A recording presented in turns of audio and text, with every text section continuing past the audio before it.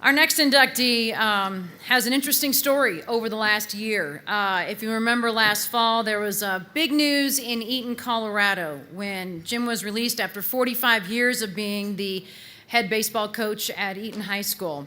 We had him on our radio show and gave him every opportunity to air his grievances, say what he wanted to say, and Coach was nothing but a stand-up individual. Was very, he wouldn't say a bad word about anything. And honestly, many of us think he had every right to say a lot of bad words about a lot of things, but it just showed what type of an individual he is. He is a top-notch coach.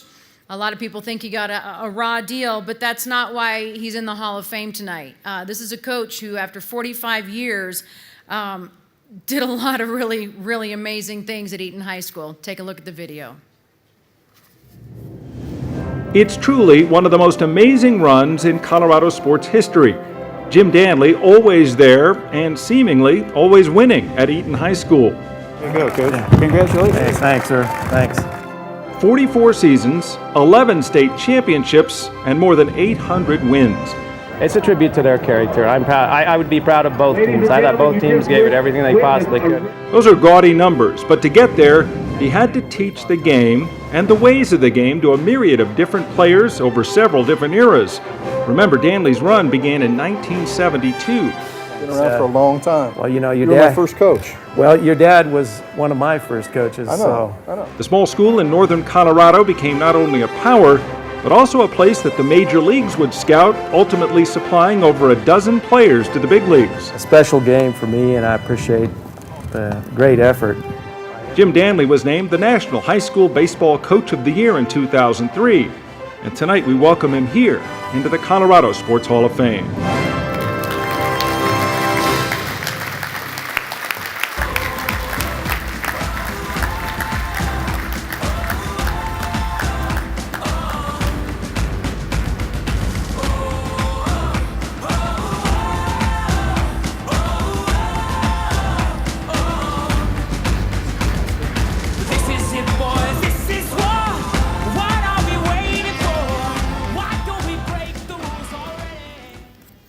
Thank you very much.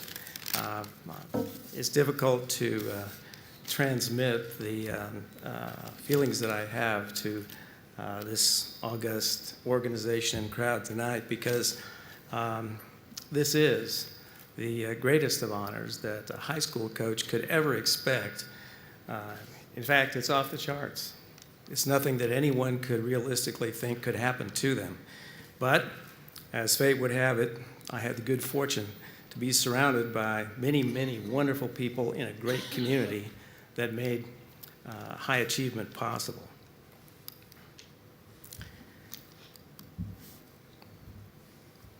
I have a lot of thanks to give to 18 or 20 players who came from different parts of the United States to be here tonight. Some of them played for me last year, and some of them played for me nearly 50 years ago. I'd like to thank them for not only their dedication and their hard work, but you know, the thing that made Eaton special is that these guys would come back after they had graduated and coach. They would come back in the summers. They would come back anytime possible. Some of them have come back as fathers of the next generation of Eaton Reds. And when you have a situation like that, it gets pretty easy to win because you always have kids being coached by their heroes. What a great situation. It provides the continuity that you have to continue to win, and that was a big part of what we did. But the credit goes to these guys, and I thank them very much for their continuing efforts. I've been blessed with great assistant coaches too. Tonight, the coaches that have been able to make it are Randy Sparkman, Adam Giesek, and Dave Barber, who have distinguished themselves to me in a way that makes them special. And that's because you can turn over any problem to certain people and they will get it done right. But there aren't very many people like that. And I found 3 who are. And it's greatest comfort in the world as a head coach to know that you can turn things over to people and good things will happen. They are top people first and top coaches second. I'd like to thank, too, the community of Eaton. We are a one-stoplight town. I mean, really, we have one stoplight. I tell the kids in Denver, you have more stoplights coming out of your parking lots than we have in our town. We're small, we're together. It's been a very wonderful career. And I have many people here tonight who have made the trek from not only from Eaton, but from other places to support me in this, and I'm very grateful to each and every one of them.